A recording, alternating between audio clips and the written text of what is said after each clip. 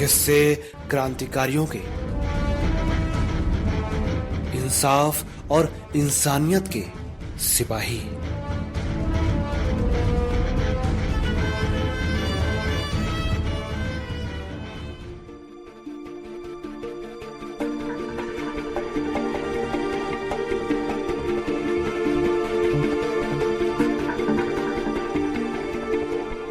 साथियों नमस्कार। सहकार रेडियो के लिए पटना बिहार से मैं अमिताभ कुमार दास।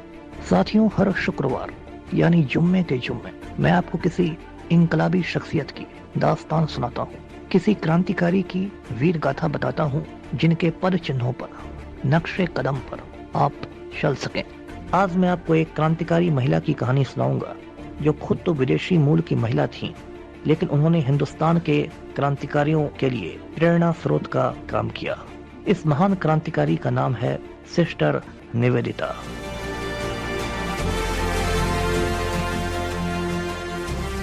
सिस्टर निवेदिता का जन्म सन 1867 में 1867 में आयरलैंड में हुआ था। उनका मूल नाम था Margaret Elizabeth Noble. Margaret Noble का परिवार क्रांतिकारियों का परिवार था और उनके नाना, दादा और पिता ने आयरलैंड की जंग आजादी में बढ़ चढ़कर हिस्सा लिया था। पढ़ाई लिखाई पूरी करने के बाद मार्गरेट नोबल ने 10 बरस तक स्कूल टीचर की नौकरी की। सन 1895 में 1895 में मार्गरेट नोबल की मुलाकात लंदन में स्वामी विवेकानंद से हुई। स्वामी विवेकानंद से मार्गरेट नोबल इतनी प्रभावित हुई कि उन्होंने सब कुछ छोड़ छाड़ कर भारत आने का फैसला किया। सन 1897 में 1897 में मार्गरेट नोबल मोम्बासा नाम के एक पानी के जहाज पर सवार होकर हिंदुस्तान पहुंच गईं। अगले साल स्वामी विवेकानंद ने मार्गरेट नोबल को नया नाम दिया। ये नया नाम है सिस्टर निवेदिता। बांग्ला और हिंदी में कहते हैं भगनी निवेदिता। सिस्टर निवेदिता बेलूर मठ में रहने लगी, जो कलकत्ता में रामकृष्ण मिशन का मुख्यालय है, हेडक्वार्टर्स है। सन 1899 में सिस्टर निवेदिता ने अमेरिका की यात्रा की और वहां बोस्टन शहर में उनकी मुलाकात महान राष्ट्रवादी विपिन चंद्र पाल से हुई। सिस्टर निवेदिता ने फिर कलकत्ता में लड़कियों का एक स्कूल खोला। इस स्कूल की प्रार्थना के रूप में उन्होंने वंदे मातरम को अपनाया। ये उन दिनों बहुत हिम्मत भरा काम था, क्योंकि बंकिम चंद्र चटर्जी के लिखे इस गीत को सुनते ही अंग्रेज लोग बौखला जाते थे। सिस्टर निवेदिता की ये गतिविधियां रामकृष्ण मिशन के कई स्वामियों को पसंद नहीं थी, लेकिन स्वामी विवेकानंद उनका साथ दिया करते थे। सन 1902 में स्वामी विवेकानंद की मौत हो गई।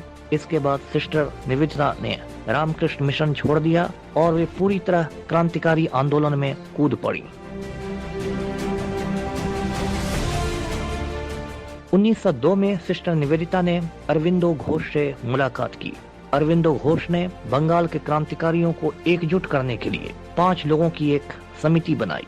ये 5 लोग थे अरविंदो घोष, सुरेंद्रनाथ टैगोर, चित्तरंजन दास, जितेंद्र बनर्जी और सिस्टर निवेदिता। आगे चलकर इस समिति का विलय अनुशीलन समिति में हो गया, जो क्रांतिकारियों का बंगाल में एक बहुत बड़ा संगठन था। 1905 में लॉर्ड कर्जन ने बंगाल का विभाजन कर दिया। अंग्रेज लोग हिंदुओं और मुसलमानों को आपस में लड़ाना चाहते थे। ये वही जानी पहचानी चाल है जो आज के हिंदुस्तान में भी बहुत सारे नेता चलते हैं। सिस्टर निवेदिता ने बंग भंग के खिलाफ आंदोलन में हिस्सा लेना शुरू किया। बंगाल में उन्होंने बड़ी बड़ी सभाएं की, जिसमें हजारों लोग शरीक होते थे। खुदीराम बोस भी सिस्टर निवेदिता की सभाओं में बराबर जाया करते। आगे चलकर खुदीराम बोस खुद भी एक महान क्रांतिकारी बने। 1905 में ही बनारस में कांग्रेस का अधिवेशन हुआ और सिस्टर निवेदिता ने बनारस में कांग्रेस के नरम दल और गरम दल के बीच समझौते के प्रयास किए। अपने क्रांतिकारी विचारों को फैलाने के लिए सिस्टर निवेदिता ने एक अखबार निकालना शुरू किया। उसका नाम था प्रबुद्ध भारत। इस अखबार के संपादकीय में वे अंग्रेजों पर नियमित हमले करती। अंग्रेज बौखला गए और उन्होंने सिस्टर निवेदिता का नाम काली सूची में डाल दिया। उनके पीछे सीआईडी के लोग हाथ धोकर पड़ गए।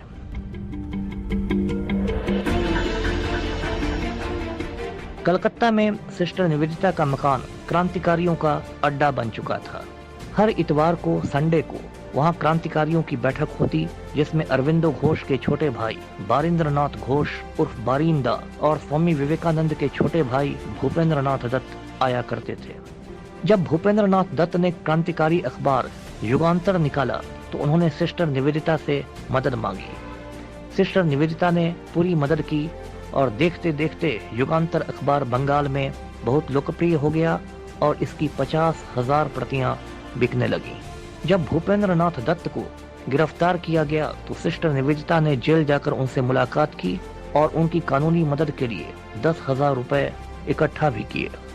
सन 1907 में सिस्टर निवेदिता इंग्लैंड गई। इंग्लैंड में अंग्रेजों ने उन्हें जमकर गालियां दी, उन पर चौतरफा हमले हुए, लेकिन सिस्टर निवेदिता टस से मस नहीं हुई। हिंदुस्तान लौटकर फिर उन्होंने खुद को क्रांतिकारी आंदोलन को समर्पित कर दिया। सिस्टर निवेदिता ने एक योजना बनाई कि चंदन नगर में क्रांतिकारियों का अड्डा बनाया जाए। चंदन नगर कलकत्ता के समीप एक छोटा सा शहर है। ये फ्रांस का उपनिवेश था, फ्रेंच कॉलोनी था और यहाँ अंग्रेजों के कानून लागू नहीं होते थे। आगे चलकर जब अरविंदो घोष खुद चंदन नगर चले गए तो उन्होंने अपने 2 अखबारों की जिम्मेदारी सिस्टर निवेदिता को दे दी। ये अखबार थे युग धर्म और कर्म योगी। तमिल के महान कवि सुब्रमण्यम भारती भी सिस्टर निवेदिता से प्रभावित होकर उनके अनुयायी बन चुके थे। सिस्टर निवेदिता अपने स्वास्थ्य की चिंता किए बिना रात दिन क्रांतिकारी आंदोलन में शामिल रहती। धीरे धीरे उनका स्वास्थ्य गिरता चला गया। सन 1911 में जब दुर्गा पूजा की छुट्टियां हुई तो सिस्टर निवेदिता अपने कुछ बंगाली मित्रों के साथ दार्जिलिंग चली गईं। दार्जिलिंग उत्तर बंगाल में एक बहुत मशहूर हिल स्टेशन है। दार्जिलिंग में ही सिस्टर निवेदिता पर डिसेंट्री का हमला हो गया। उनकी तबीयत बिगड़ती चली गई और अक्टूबर सन 1911 में सिस्टर निवेदिता की मौत हो गई। उस समय वे सिर्फ 44 बरस की थी।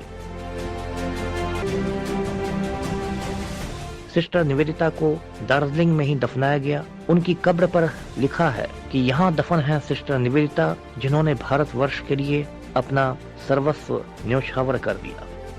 भारत सरकार ने इस महान क्रांतिकारी महिला के सम्मान में 1968 में 1968 में एक डाक टिकट यानी पोस्टेज स्टैंप जारी किया। तो साथियों, सिस्टर निवेदिता को हमारा क्रांतिकारी सलाम। अगले शुक्रवार को फिर किसी क्रांतिकारी की दास्तान के साथ मैं हाजिर होऊंगा। तब तक अमिताभ कुमार दास को आज्ञा दीजिए। नमस्कार।